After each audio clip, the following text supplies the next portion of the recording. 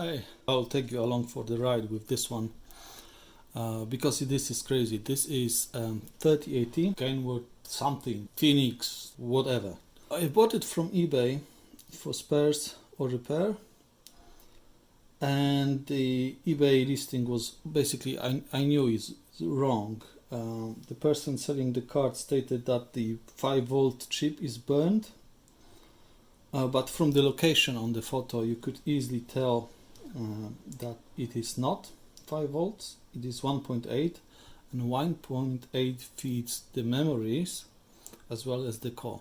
So the card may be completely dead, depends what happened, how the fault occurred, and if more voltage than 1.8 volt was sent to all this stuff here. But 5 volts is also bad. But it's in a completely different place. So this is the 5 volt here, and I have one on my donor board, and the chip in question that burned is this one right here. This is 1.8. so basically on the opposite side, so this is somewhere there at the bottom, on the opposite side there is a PEX, and this is the same chip pretty much, or at least I think so. So what I'll be doing, it's probably welded to the board, so I'll be trying to get rid of it somehow. I'll get rid of the 5 volt chip as well. I'll show you how that all looks under the microscope. So that's the regulator that has a nice crater in it. You see already I've added some flux around it. That's the crater here, but that's, trust me, that's nothing. You now see the 1.8 regulator. Ta-da! Yeah. Crusty guy. I think it's welded this side to the board, so that would be fun. But now the card goes onto the heating plate, and I'll be removing both of these ICs. A few moments later. Exactly like I thought. I can't move this. No amount of heat will move this, but the good news is this guy is in place now. So I think it's time to bring the heavy weapon, which is a Dremel, and start grinding the 1.8 controller, 1.8 volts. This came out nicely. I think the soldering is good. There was some solder that squished out, not that much though. And this one doesn't have the hole, the crater.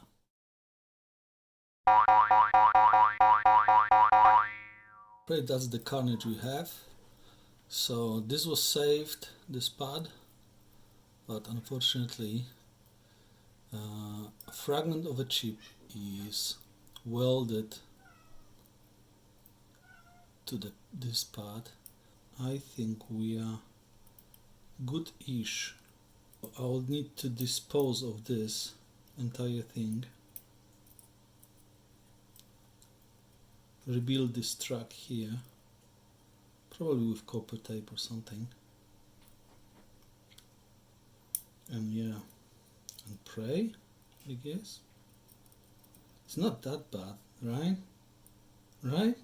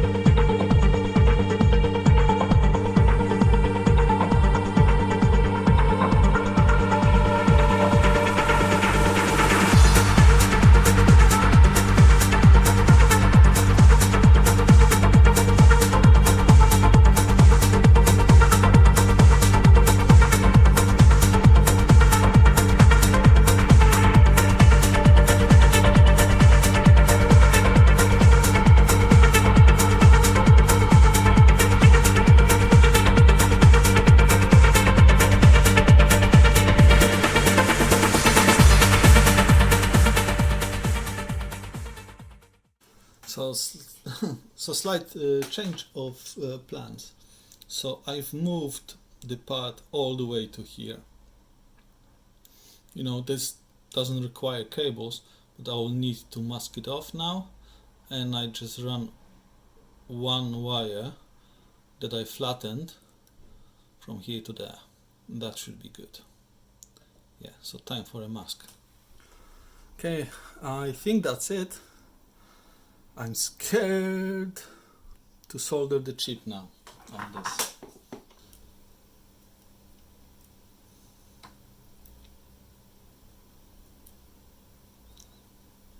So I think it comes in like this. Let's check. Yeah.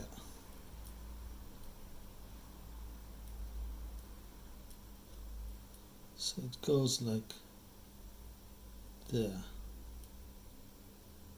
The card is connected and the chip is right here, and when I power it on, this chip may explode.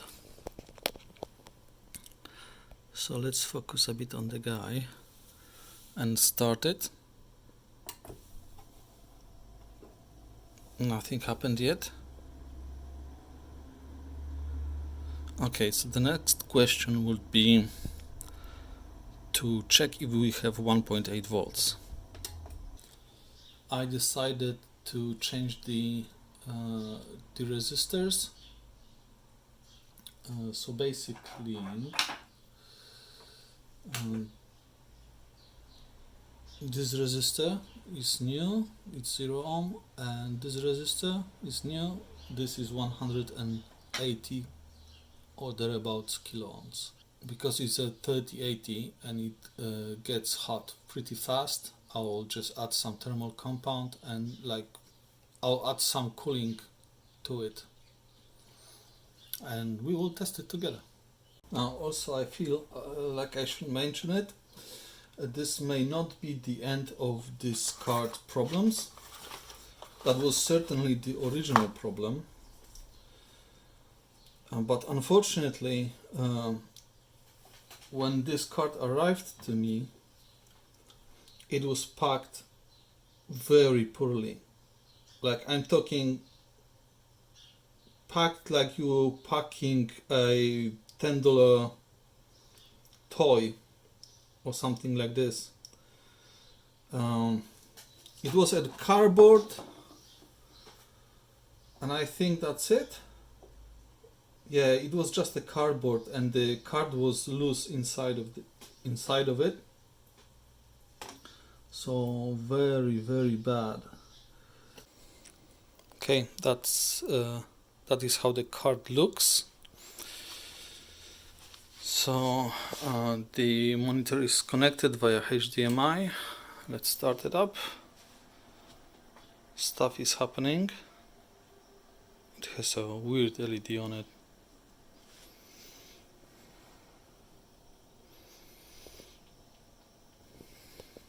Ha! Gotcha! Nice. I don't have any drive connected to this rig.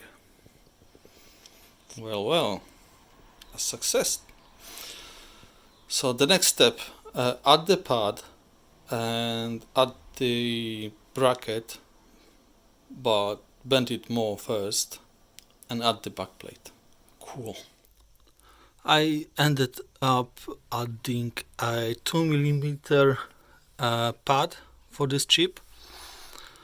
It could use more pads in more places, to be honest. I'll probably experiment with it for quite a while. For now, we want to know if it performs. Doesn't really sit well there, so I don't know what to think about it. Because this case is so bent, and the IO shield is not perfect on it either. You know, it should be good. It logs in like that.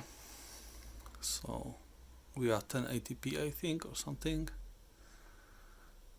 Let's wait.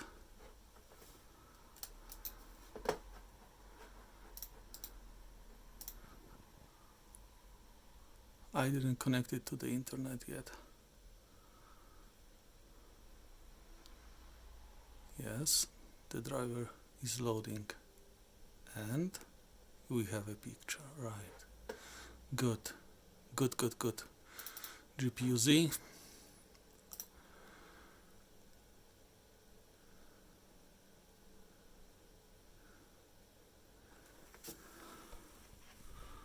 $3080, 10 gigs, Micron. A nice step up for me from the 3070 Ti that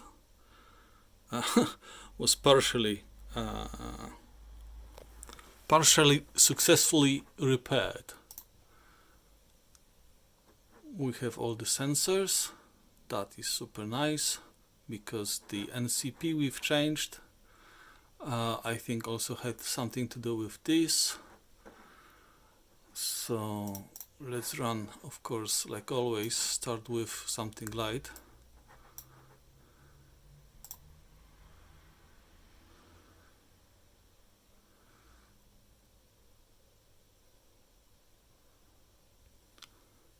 Yeah, so far so good. It would need more testing, of course, more than I will show on the video. Yeah, let's see the clocks and the frame rate. Clocks went up. Frame rate is meh, but I think it's the max settings on Heaven, and also it runs 4K now. So with tessellation and everything I could, it's now turned on for this. So let's go settings and go maybe 1080, but not full screen,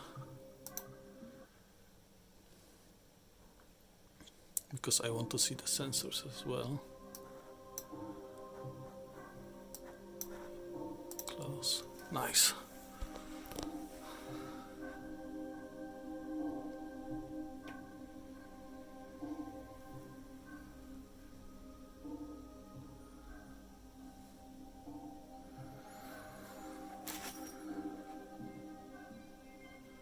The delta around 13 degrees. It's okay. It's not supreme, you know. Power draw is fine. Well, I think that I will end the video here. It is a successful repair, successful PCB rebuild. I'm happy with it. I'm happy that it survived the trip in these harsh conditions. The cat is very happy about the card as well, as you can see. This is typical happiness. Okay, thank you guys for watching, and the next one I think it will be either 1080 from a viewer or 1070 Ti core swap. See you then.